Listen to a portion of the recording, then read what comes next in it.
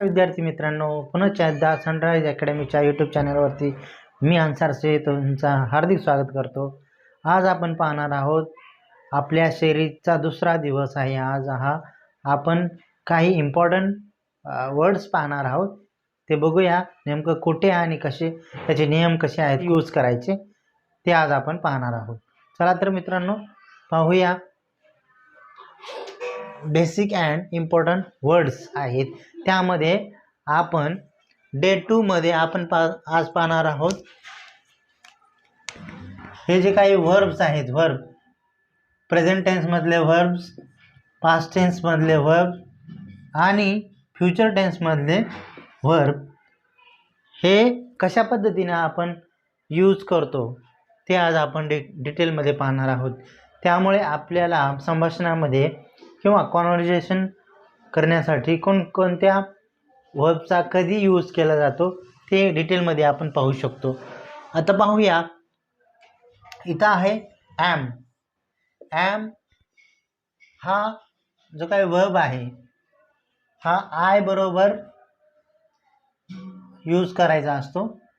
For example, I am happy. I फक्त am बरोबर use केला जातो। एक्झाम्पल दिले मी इथं, I am a girl, I am a boy, like this. We can use in the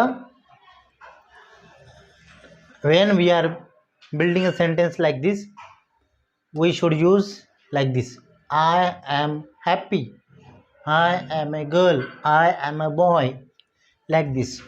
Okay, हा present tense मधला verb आहे। Okay, त्यानंतर पाहूया आपण इज।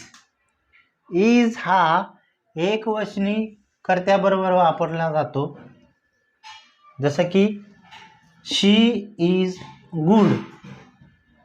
शी इज गुड जसं एक वचन आहे, शी म्हणजे एक वचन आहे, इज गुड प्रेझेंट टेन्स मध्ये वापरलेलं आहे। इथंही he is a Rohan, Rohan is a hungry, like this. अशा पद्धतीने आपण इजचा वापर केला जातो। त्यानंतर पाहूया आपण आर। आरचा उपयोग हा पण प्रेझेंट टेन्स मध्ये वापर केला जातो आणि आरचा वापर अनेक वचनी कर्त्याबरोबर वापर केला जातो। आर म्हणजे बघा, आता इथं they are not good, they are not good, my friends are there, my friends are there. त्यानंतर आपण पाहणार आहोत पास्ट टेन्स मधले जे काही वर्ब्स आहेत, एकवचनी पण आहे आणि अनेक वचनी पण वर्ब्स आहेत। वाज हे एकवचनी कर्त्याबरोबर पास्ट टेन्स मध्ये वापर केला जातो। याचा कधी वापर केला जातो? एकवचनी कर्त्याबरोबर पास्ट टेन्स मध्ये याचा वापर केला जातो। आय वॉज विथ हिम, मी त्याच्याबरोबर होतो।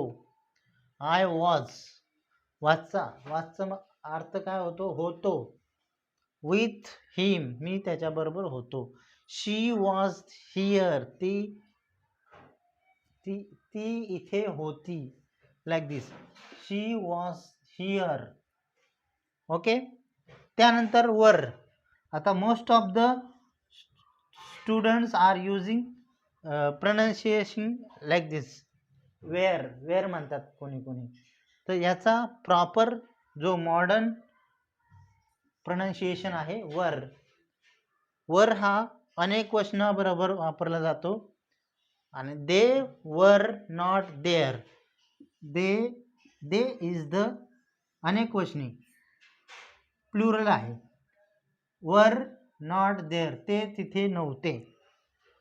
यू आणि कधी वापर केला जातो? यू बरोबर वरचा वापर केला जातो। यू वर देअर, तू तिथे होता। You were sad.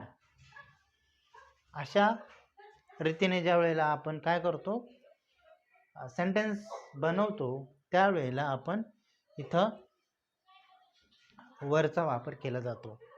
त्यानंतर पाहूया आपण विल बी। विल बी आणि शॅल बी हे दोन वर्ब्स जे की आपण भविष्यकाळामध्ये वापरतात. Will be shall be for example बघा आता ही शी इट दे बरोबर विल बी वापरलं जातं. They will be there like this, he will be there, she will be there, it will be there, like this. he will be there, will चा वापर केला जातो.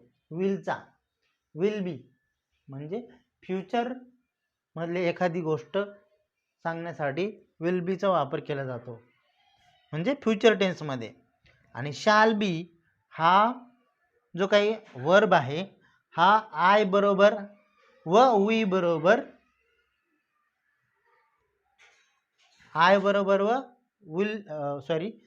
I बरोबर व वी बरोबर विल शाल बी देअर. इथं shall be we shall be there. अशा पद्धतीनं या बेसिक आणि इम्पॉर्टंट वर्ड्सचा आज आपण काय पाहिलं, महत्त्वाचा पार्ट आपण आज पाहिलेला आहे. यानंतर आपण डिटेलमध्ये आणखी काही इन्फॉर्मेशन आपण घेणार आहोत ते पुढच्या लेक्चरमध्ये. तत्पूर्वी आपण जर आपल्या चॅनलला सबस्क्राईब केले नसेल तर सबस्क्राईब करून घ्या आणि साईडचं बेल आयकॉन प्रेस करा आणि कमेंट करायला विसरू नका. धन्यवाद. जय हिंद, जय महाराष्ट्र.